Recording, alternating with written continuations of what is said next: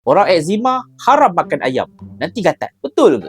Ramai yang komen dekat dalam video-video sharing sebelum ni yang mengatakan bahawa mereka ni sebenarnya gatal selepas makan ayam. So sebenarnya orang eczema boleh ke tak makan ayam? Kalau tanya saya, boleh. Ayam bukannya makanan yang wajib pantang untuk orang yang ada eczema, kecuali kalau anda memang ada alergik terhadap ayam. So kalau ada alergik terhadap ayam, maksudnya memang tak boleh makan lah. Kedua, kemungkinan ayam yang kita beli mempunyai histamin yang tinggi. So macam mana histamin ni boleh terbentuk dalam ayam dalam jumlah yang tinggi? Disebabkan oleh ayam tu terdedah kepada bakteria. Bakteria akan menukar histidin, protein yang ada dalam ayam ni, kepada histamin. Jadi mungkin ayam yang kita beli tu memang tak segar. Mungkin daripada proses penyembelihan sampai proses dia simpan, ada masa dia terdedah kepada bakteria dengan suhu yang sesuai untuk bakteria membiak. Mungkin dekat pasar tu bila dia defrost, lepas tu dia bekukan balik, defrost balik, letak atas meja yang terdedah kepada udara, open air kan.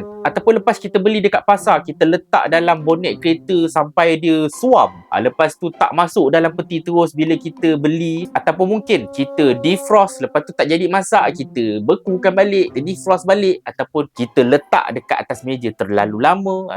Jadi situasi-situasi ni menyebabkan bakteria sempat tukar histidin kepada histamin. So bila kita masak ayam tu dah memang tinggi dengan histamin.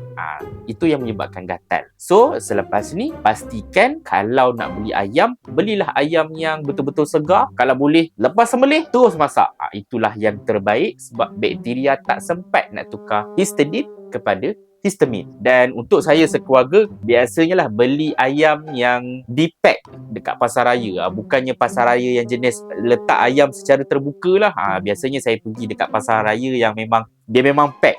Dia memang pack, bila nak potong tu baru buka daripada pack. So saya rasa lebih selamat lah sebab dia tak terdedah sangat kepada luar.